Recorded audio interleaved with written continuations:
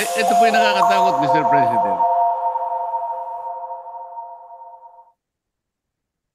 Paano po natin mapapaniwalaan na sa timeline na sinet ng Ombudsman, may palalabas niya yung warrants of arrest? Hindi ba ang ibig sabihin nito, pwede niyang i-preempt ang decision ng Sandigan Bayan or the RTCs because he's following a timeline. And the most intriguing issue here, Mr. President, is that he might be able to influence and preempt the decision of the RTCs and the Sandigan Bayan just to make that timeline a reality.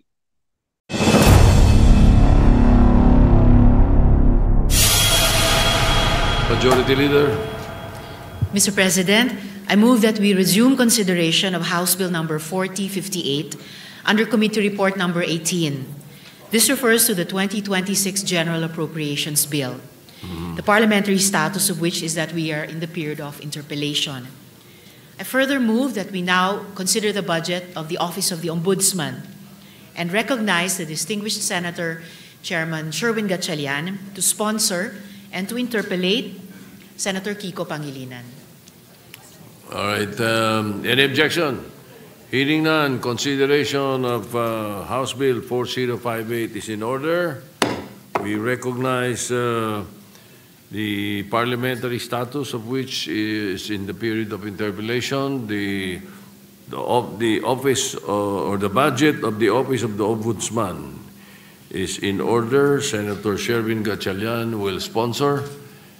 And yes. I correct my earlier motion, Mr. President, to interpellate the good gentleman from Tarlac and Pampanga, Senator Dante Marcoleta.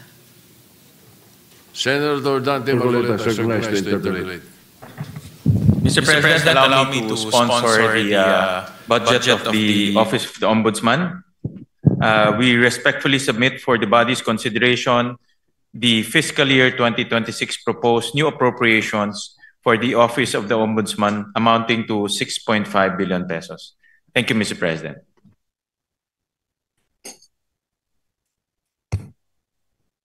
Thank you, Mr. President. You go ahead, Senator Marcoleta, you're recognized. Mr. President,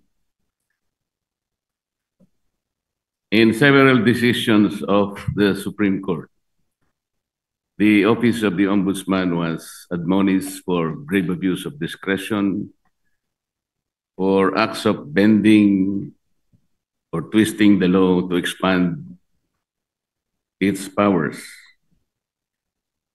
I may cite several jurisprudence if I must.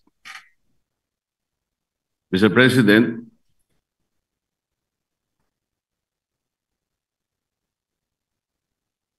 if I will be required. And we all know that the present Ombudsman, Mr. President, publicly flouted his predilection to bend the law. Does he believe that these decisions of the Supreme Court are wrong and he is not bound by these decisions? Mr. President, the new ombudsman intimated to me that his direction is to abide by the Supreme Court decision, and the rule of law is supreme. And therefore, is not correct, and there is no basis for flouting those statements publicly declared that bending the law is all right, provided that he is not breaking the law. Mr. President, it's a figure of speech, Mr. President. Mr. President, why figure of speech? The Office of the Ombudsman is a high office. We are not supposed to be guided by figures of speech. Our people might be misled into believing that it's all right to bend the law, provided we do not eventually break it. It should be explained succinctly, Mr. Speaker. It should be explained very well that that is not correct. That he was wrong in saying that. He was very wrong in confirming and even affirming that publicly in one of our hearings in the Blue Ribbon Committee. Can we expect that, Mr. President, for the Ombudsman to do?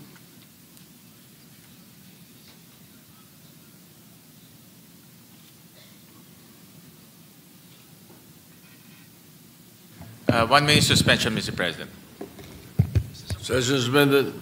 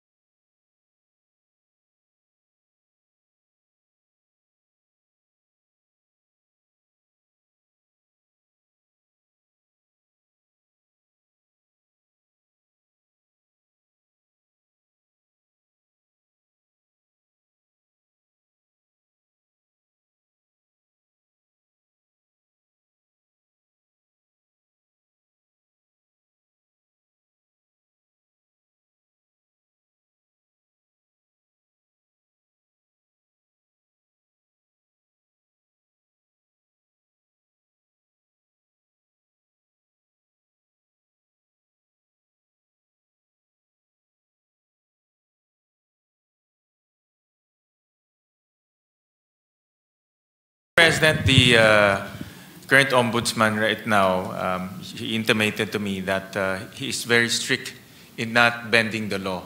In fact, he also intimated that he will abide by the Supreme Court ruling, as he believes that the rulings are forms part of the law, and the rule of law is supreme, Mr. President. So he abides by those principles, Mr. President, and he will carry that in his tenure as the country's ombudsman, and especially in his quest to hold people to account and to put people in jail, especially those who transgressed our laws, Mr. President. So those are the principles that he abides by, and those are the principles he will carry in his duty as our ombudsman, Mr. President. Mr. President, abiding by that principle and acting otherwise is different. You say that you abide by the laws strictly, but you say publicly that you can bend the law. How is that? Doesn't the public need to be clarified very clearly on this matter, Mr. President?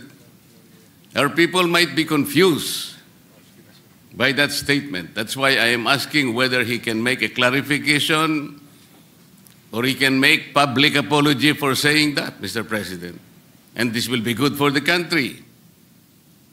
Well, Mr. President, we thank the good gentleman from Tarlac and Pampanga, Senator Marcoleta, for bringing this up. And this is an opportunity for the current ombudsman to clarify his statements. And this is actually the clarification that he is expressing to this august body, that he will abide by the rule of law and he will not bend the law to serve any other purpose, Mr. President, or to serve any other being, Mr. President. So can we? So, Mr. President, that's why this is an opportunity, and as he intimated to me, that he will always put the rule of law as supreme, Mr. President. Mr. President, even for this issue alone, can I respectfully move that maybe we can suspend our rules. I want to hear personally the Ombudsman to say it for himself.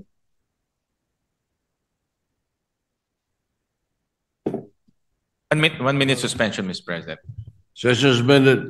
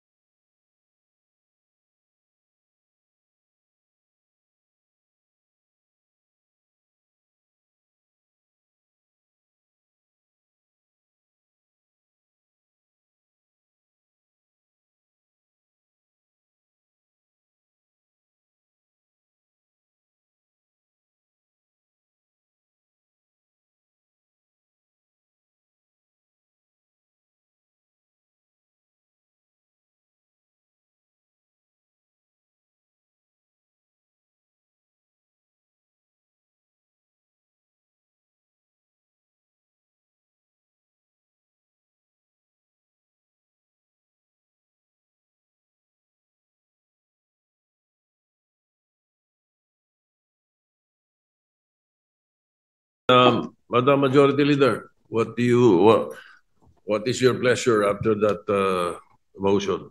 Mr. President, with all due respect to the good gentleman from Tarlac and Pampanga, the Senator Marcoleta, we have very, very rarely given way to such a motion to suspend the rules, especially during budget plenary deliberations, with all due respect to Senator Marcoleta. So I apologize that it may not be possible also this morning, Mr. President. So therefore, we are not entertaining the motion. We are not entertaining the motion, Mr. President, but the chairman remains fully capable of addressing the important issue raised by the good gentleman. All right, thank you. Thank you, Mr. President. Thank you, Yes. Majority Leader. Muli nagpapasalamat po kami kay Senator Marcoleta at tinanong niya po yung itong issue. Nagbibigay po to ng oportunidad para sa ating bagong ombudsman klaruhin yung kanyang mga nasabi. At wala hong intention to bend the law. No? That's very clear. In fact, ang prinsipyo po ng ating bagong ombudsman is to follow the law and uphold the law. Dahil naniniwala siya na ang rule of law is supreme, Mr. President. So, para lang klaro, no, na itong nasabi niya ay isang figure of speech, pero wala hong intensyon na baliin po ang batas. Dahil ang kanyang intensyon ay ipatupad ng batas ng may integridad at may katarungan, Mr. President. Mr. President, kaya ko lang naman po ipinipilit ang bagay na ito sapagkat I think even the Ombudsman as a lawyer himself believes in the court doctrine of our legal system, dura lex sed lex. Yung sinasabi nating bending the law will be inconsistent totally with this core legal system. Hindi mo po pwedeng kahit na konti. Tatanong ko nga sana to what extent can you bend the law that can still be acceptable? Hindi po pwede yun. Dura lex sed lex. At ako rin po, sumasang-ayon po kay Senator Marcoleta, the good gentleman from Tarlac, Pampanga, na ang batas po ay dapat ho natin ipatupad. At wala ho yan tinitignan. Kaya ho naka-blindfold po si Lady Justice dahil wala ho tinitignan. At yan rin po ang assurance ho ng ating bagong ombudsman dito po sa bulwagang ito at sa lahat po sa sambayang Pilipino na nanonood ho sa atin na ipapatupad niya ho ang batas na may integridad po. Kasi po, Mr. President, nakakabagabag talaga. Sana po figure of speech lang. Pero nagkaroon po kasi ng pagkakataon na hindi figure of speech yun eh. Dahil doon sa isang pagdinig sa Blue Ribbon Committee, nakita naman po nating lahat.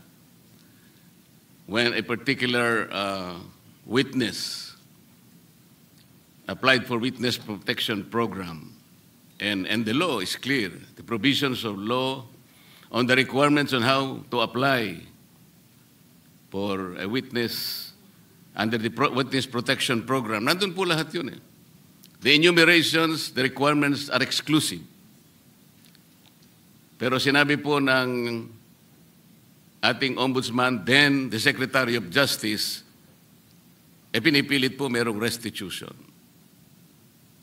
I advise him that he cannot do that because restitution does not appear in the law. But Mr. President, he insisted. So doon po nagkakaroon ng problema. While publicly, he declares that he upholds the law to the fullest. Pero in reality, it is not being done. How can you put a requirement which is not in the law? And he said that was his opinion. His opinion will not even matter, Mr. President. Does that opinion will even prevail over the strict provision of law? Yun po yung aking ikinatatakot, ikinababahala, na nami-mislead po yung ating mga mamamayan eh. Pati ang ating processes po ay nalalagay sa alanganin. That's why this is very important. Na kailangan po masettle natin ang isyong ito. We cannot bend the law.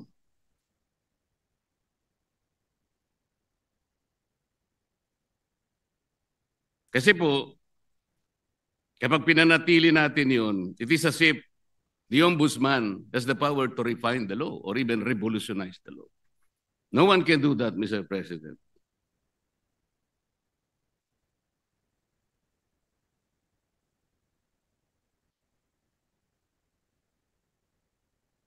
Kasi po, tingnan na, ito pa po yung nakakabagabag. Still falls on this very subject, Mr. President. Kamakailan lamang po ang ating current ombudsman ay nag-announce na sa mga darating na araw, meron pong may issuean na warrants of arrest. Na mga iba po ay kasama pa natin sa kapulungan ito, Mr. President. Mr. President, may I ask whether the Office of the Ombudsman has the power to issue warrants of arrest?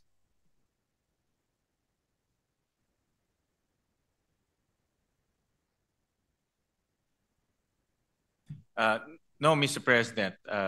Ang trabaho na ho nila, ang pinaka-responsibility ho nila is to ensure accountability, Mr. President. Tama naman po yun at ako'y naniniwala. Pero bakit niya po kaya nasabi yun that on such a particular date, warrants of arrest will be issued? Does he think that he can preempt the Sandigan Bayan or even the RTCs, Mr. President, to issue the warrants?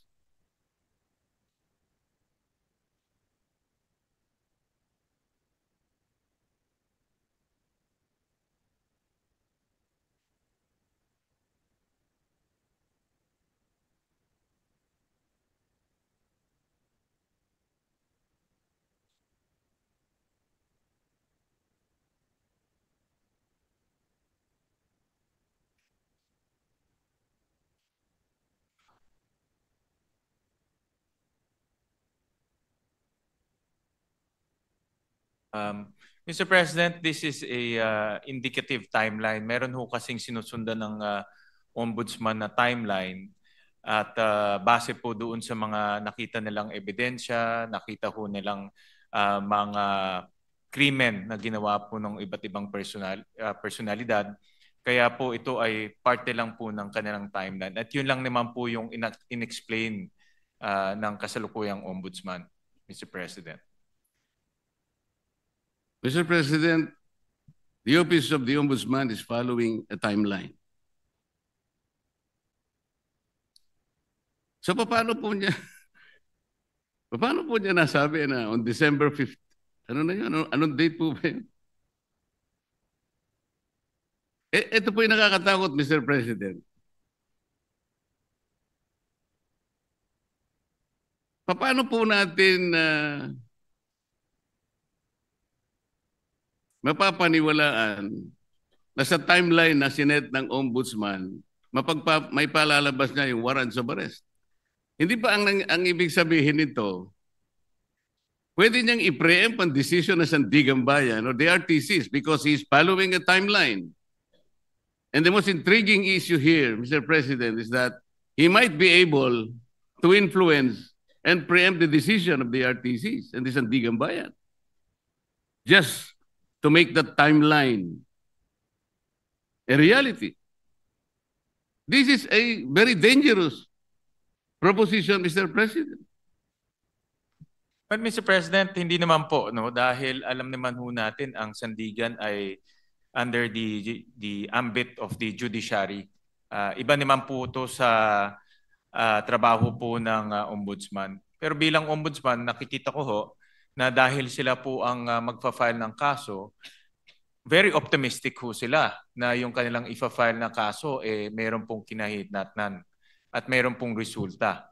So yung resulta na gusto ho nilang mangyari ay mag-issue ho ng warrant of arrest. So, kasi very confident sila na yung kaso ay matibay.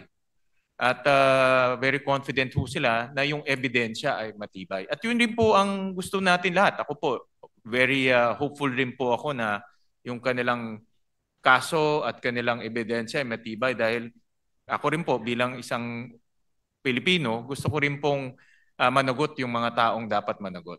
Pare-pare po natin gusto mapanagot natin ang may kasalanan, Mr. President. Wala pong debate doon. Hindi po yun ang punto ng pagtatanong na ito, Mr. President.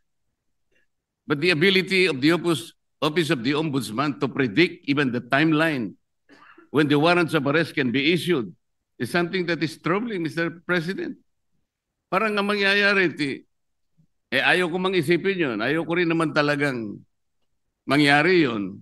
Somebody can even preempt or influence the time when the RTC or the Sandigan Bayan may eventually issue the warrants of arrest. Sana wala nang ganung klaseng announcement Kasi nakakapagduda kasi, Mr. President. Tingnan po ninyo, when the Sandigan Bayan or the RTCs eventually issues the warrants of arrest, do you think the persons or kung sino man yung involved na yun, that the Office of the Ombudsman wants to be arrested, pwede nilang questionin yung impartiality ng Sandigan Bayan or even the RTCs? Because there was already a timeline announced by the office. This is the thing that is very intriguing, Mr. President. But Mr. President, with all due respect to the esteemed senator from Tarlac and Pampanga, with all due respect po, ito ay isang indicative timeline na tinitignan ho nila. Wala ho silang control sa magiging desisyon ng Sandigan. Wala ho silang control kung ano po magiging takbo sa Sandigan. Pero base po sa kanilang experience at base po sa kanilang pag-ayos ng kaso, lalo na po sa pagtingin po sa ebidensya, ito po yung tinitignan nilang timeline na pwedeng mangyari. Pwede rin ho yan hindi mangyari. No? Pwede rin ho yan iba po ang pupuntahan ng kaso. Pero naglalagay lang ho sila ng timeline para po makita naman ho nila kung ano po ang magiging takbo po ng kaso. At marami hong ganun. Actually, marami, pag nanonood po ako ng mga political shows sa YouTube, marami pong mga political analyst, mga legal analyst, sinasabi ho nila, ano po ang magiging takbo ng kaso, kailan po may makukulong, kailan po may i-issue ng mga warrant of arrest. Yan po ay based on their analysis and experience. Pero wala hong assurance, hindi ho yung magiging 100% na ganun po ang kinahinatnan po niyan o ganun po ang kalalabasan. Ganun din po sa ombudsman. Ito po ay sa kanilang tingin ay posibleng mangyari. So do you think announcing a particular timeline, Mr. President, is even necessary? Ito po ay for purpose of information, Mr. President, and para po mabigyan din po ang publiko ng kanilang opinion pagdating po sa magiging takbo po ng kaso. Mr. President, ang sinasabi po ng representasyon na ito,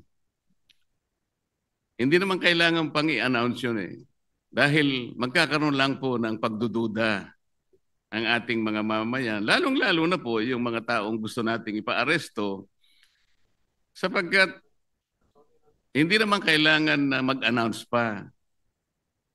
Kasi kapag sinabi mong meron po kaming timeline, parang siguradong-sigurado na po kasi ng opisina ng ombudsman na talagang mag-i-issue yung either the Sandigan Bayan or the RTC doon sa panahon na kanyang tinutukoy. Di ba, may isip ninyo, nasa ilalim pala ng impluensya ng ombudsman o ng RTC, ang mga korte, nai-impluensyahan pala ng ombudsman ang mga korte. Ganun po yung magiging maaring isipin. Maaring hindi totoong yun ang gustong gawin ng ombudsman. At naniniwala naman ako na hindi niya intention yun. Ngunit para bigyan po ninyo ng pagdududa ang ating mamamayan, lalong-lalo na po yung mga taong involved nga at gusto nyong ipa-aresto, parang hindi kailangan pong mag-announce pa eh. That is the only point, Mr. President. Yeah, I'm sure andito po ang ating ombudsman at nakikinig ho siya sa mga suhestyon ng ating senador at bibigyan ho nila yan ng konsiderasyon. Salamat po sa sagot. Mr. President, yung ating pong deputy, ano yung tawag doon? Deputy Overall Ombudsman ay taga Bisaya, Mr. President.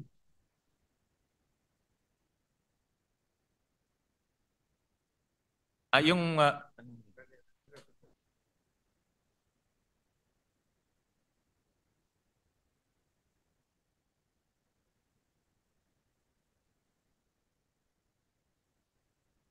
taga Mindanao po yung ating current Deputy Ombudsman. Tama ho kayo. Overall Deputy Ombudsman. Overall Deputy Ombudsman is from Mindanao, but he is also the Deputy Ombudsman for the Visayas, Mr. President. Opo, tama ho. So, yung acting po, yung acting.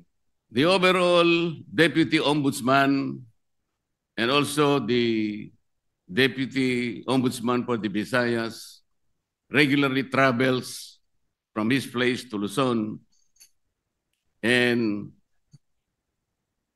nga magastos po yun. Necessary po ba na sino po nagmamanage sa Ombudsman Office sa Cebu?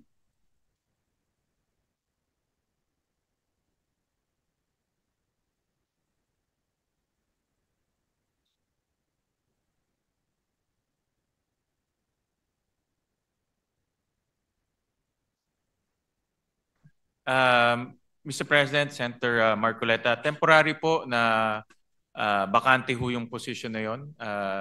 Pero later on ho, ma-filled up rin ho yung position.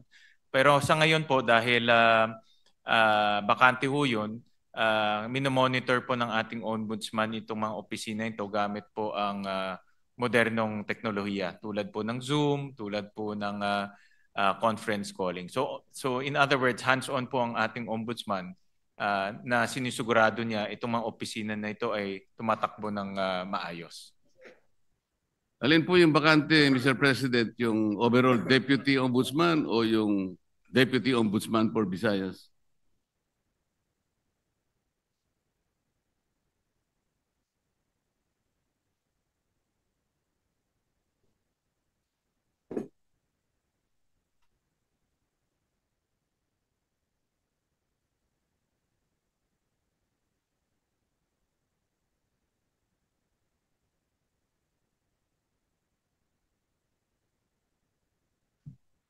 Ang bakante po ay yung overall Deputy Ombudsman for ito po ang bakante po. Yung overall Deputy Ombudsman ang bakante po. Yes. Dahil po suspended yung current overall Deputy Ombudsman. Kasi po kaya ko tinatanong to, Mr. President, napakagastos po yung regularly na pagta-travel po ng Deputy Ombudsman. Galing pa siya ng Mindanao.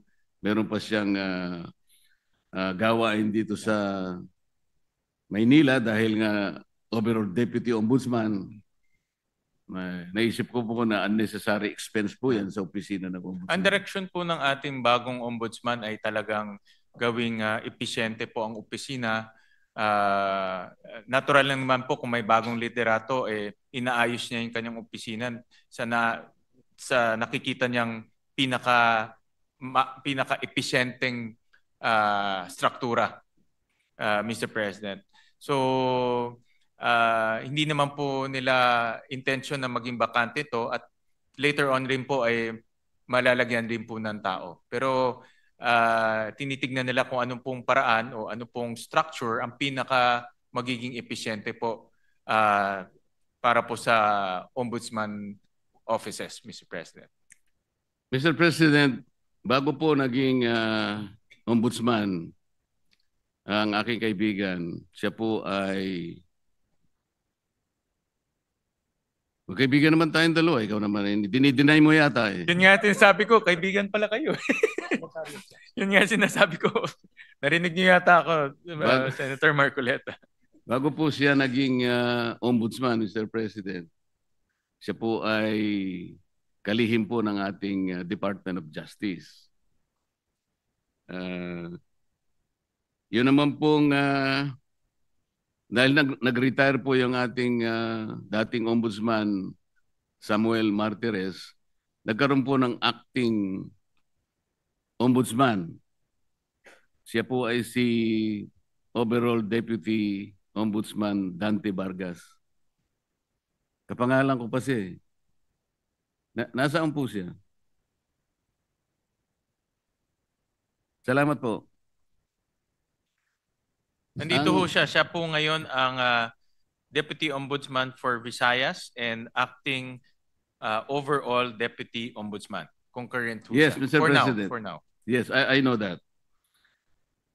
Ang itatanong ko po ay, nung siya'y acting overall Deputy Ombudsman, at sa panahon na yon ay applicant naman po ang aking kaibigan for Ombudsman na nabakante nga po, ay gumawa siya ng isang bagay na medyo napaisip ako, Mr. President. Ang tinutukoy ko po ay yung isang office order na kanyang pinalitan.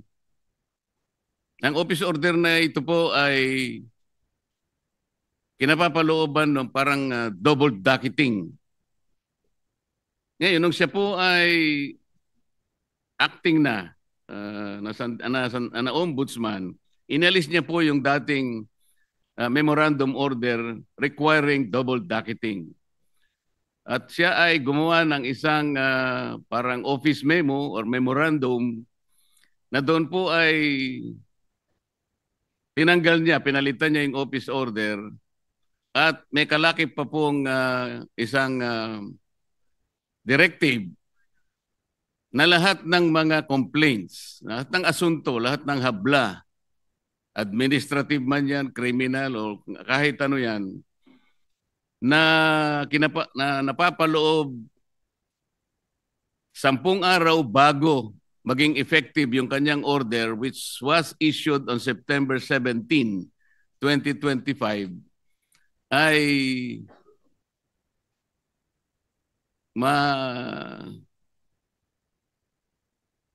mawawala po yung sa docket. Ibig sabihin, ma-undocket yung mga complaints. 10 araw bago ma-issue yung kanyang memorandum circular or memorandum order. Mr. President, nagkataon po,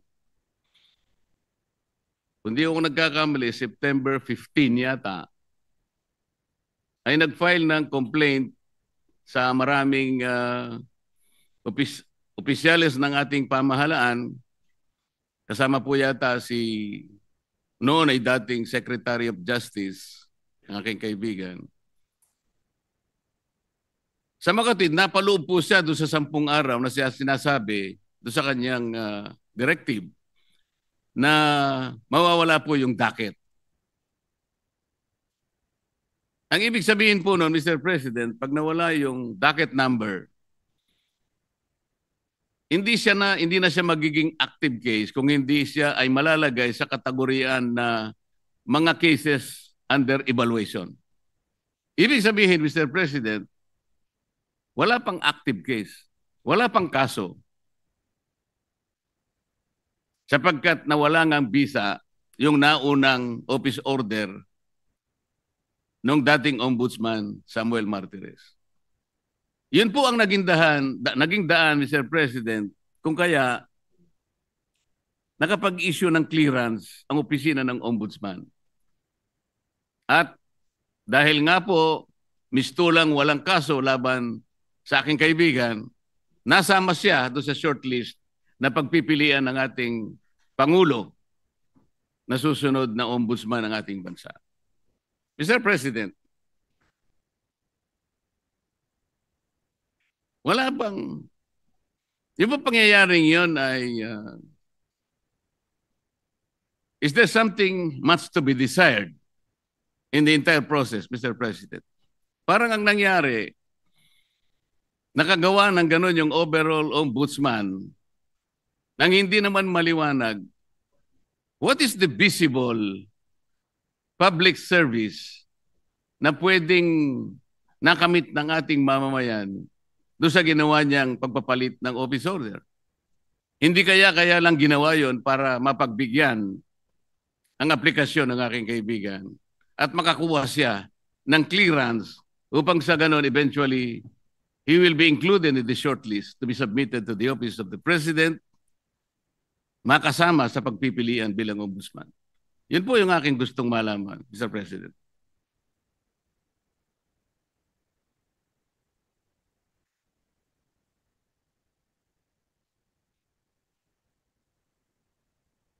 Mr. President, sa explanation ho sa akin ng Ombudsman, itong rule on auto-docketing, na-issue ho to noong July of 2025 ni former Ombudsman Martires bago ho siya nag-retire.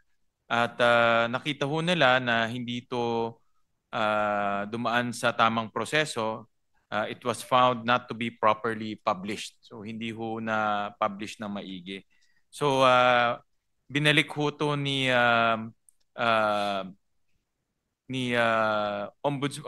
overall Deputy Ombudsman Vargas at binalik ho doon sa original na proseso ho nila dahil itong auto-docketing sa tingin ho nila ay prone to abuse at pwede pong magkaroon ng mga problema sa mga darating. So binalik ho nila sa dati pong proseso. Hindi po ba ang dapat na ginawa, Mr. President, ipinablish na lang? Kung yun po ang pinakamagandang remedyo, publication lang naman pala ang kailangan. Eh di sana nung makita po na unpublished, kung totoo man na hindi na-publish, ipapublish lang, hindi po ba? Hindi yung totally gagawa ng isa pang panibagong memorandum na kung saan ay yung timeline na naman po ang pinag-uusapan dito eh. Bakit naman 10 araw bago lahat ng complaints na ipinail sa opisina ng Ombudsman within 10 days prior to the issuance of that memorandum ay ma-undocketed? Hindi ba parang sinadya naman para masaklaw na yung complaint ni Mayor Baste Duterte ay maisantabi at mawalan ng effect kung pag-uusapan ay yung pagiging active case? Hindi ba parang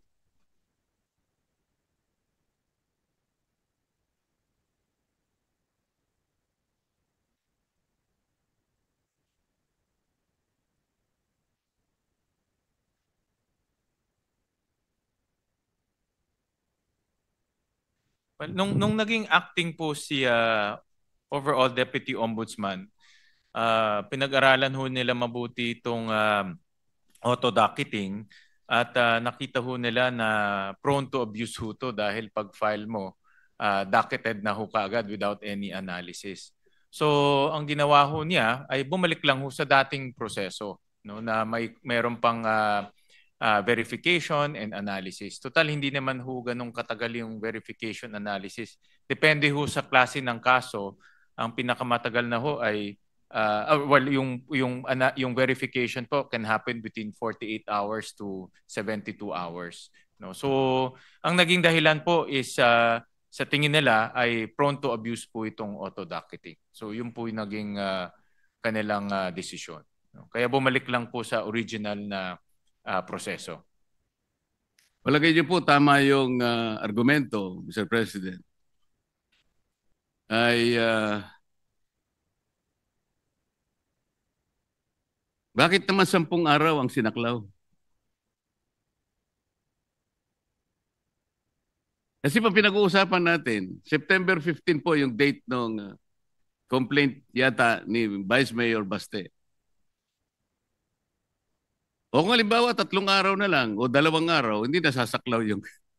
yun po yung gusto lang nating linawin. Kasi parang halata po Mr. President. Para mawala po sana yung pag-aagam-agam ng ating mamamayan na sinadya po.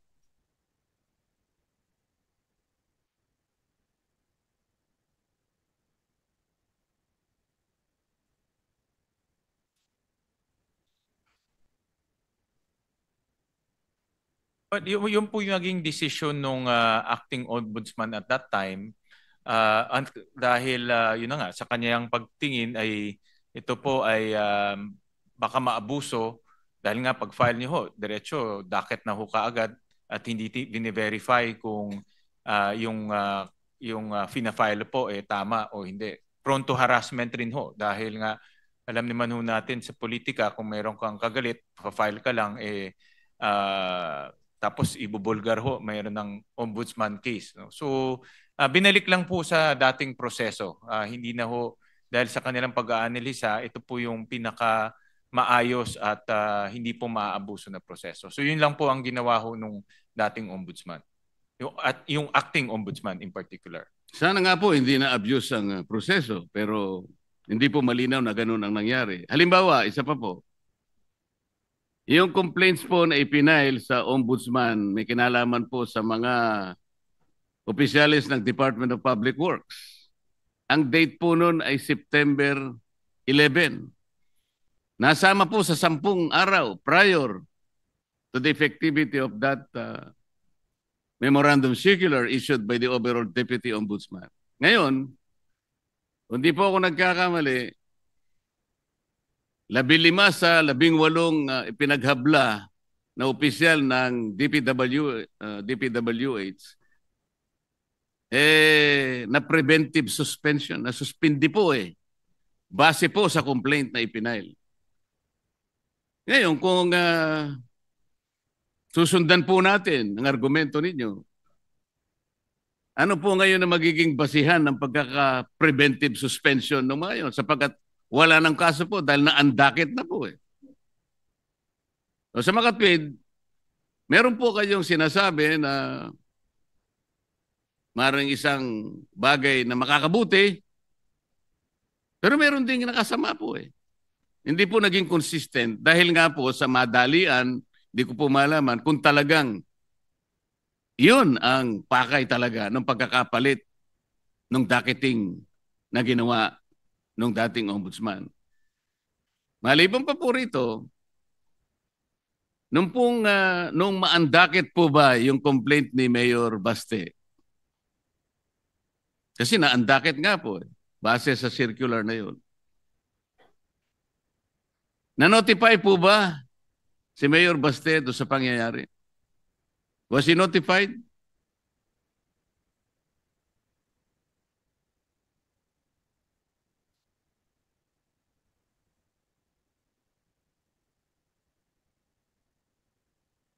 Maraming salamat po sa tanong, Senator Marcoleta. Andito po yung ating ombudsman at nakikinig ho siya sa inyong mga suggestion, lalo na doon sa mga bagay na sa tingin nyo ay hindi ho malinaw o pwede pong magdulot ng kaguluhan sa isip ng taong bayan. At siya naman po ay bukas yung kanyang isip para po maayos itong mga proseso na ito. Ngayon, in relation doon po sa inyong tanong, yung DPWH cases po, eventually ito po ay nadakit at iniimbestiga na ho. No? So, itong mga final po na cases ay ngayon ay inimbestiga na at iniimbestigahan na at eventually po ay magpa-file na rin ho sila ng mga kaso sa sandigan. So, yun po ay tumatakbo na, in other words. So pwede ho maging kampante ho tayo na hindi ho yun ay, hindi, yung mga kaso ng DPWH ay hindi po nawala. Bagkus yun po ay tuloy-tuloy na inimbestigahan at magpa-file na rin po ng kaso. Hindi po, Ngayon, tinatanong ko lang doon, Mr. President, dahil nga po sa pangyayari na yun, hindi po naging consistent ang aplikasyon. Dahil nga, na preventive suspension yung mga opisyalis, tinatanong ko lang po, parang wala nang base sapagkat nawala po yung docket eh. Yun lang naman po yung tinatanong ko. Ibig sabihin, kung may ginawa kang isang bagay na nakabuti, meron ding nakasama. Nawala ng basis din po yung kabila. Tama po. Doon po sa katanungan nyo kung na-notify si Mayor Baste, ito po ay internal process ng ombudsman. So sa tingin ho nila ay hindi na ho kailangan i-notify. No? So ito po yung itong proseso na ito, yung pagdadakit o pagbe-verify, ito po ay internal process ho nila.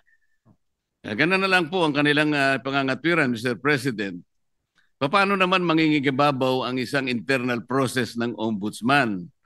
Doon po sa malakihan at napaka-importanting provision ng ating saligang batas na due process. The first requirement of due process is notice. Ibig ba sabihin po, wala man lang karapatan ng isang tao na naghabla para malaman niya kung anong kinahinatnan ng kanyang asunto? Na hindi man lang sinabi sa kanya na, yung asuntong pinail mo, inalisan na namin ang docket dahil sa mga ganitong mga alalahanin na aming nakita. Doesn't he deserve to be notified, Mr. President? Because if he was notified, he could have been given the chance to file a motion for reconsideration, which is again a part of due process. Ang na-advise po ko ng ombudsman na itong particular na circumstance po ay nasa Supreme Court na ngayon. Subject po ito ng judicial review na finale rin po ni Mayor Baste. So ano po ang ibig sabihin? Final po ni Attorney Torion, Mr. President. Ano ngayon, Mr. President?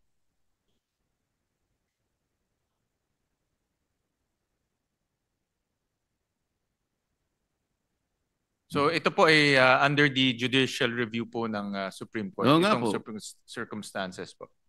Oo nga po, pero hindi nasasagot yung tinatanong ko po. Very simple lang po eh. Yung pangangailangan ng isang taong ma-notify man lang kung ano ang kinahinatnan ng kanyang inihabla. Nung habla niya, isang bagay na karapatan ng bawat isa. Yun po ay isang requirement ng due process. Ma-notify ka lang. Malaman mo lang kung anong nangyari. Dahil po ba, kapag ni-notify nyo siya, that will trigger the filing of a motion for reconsideration.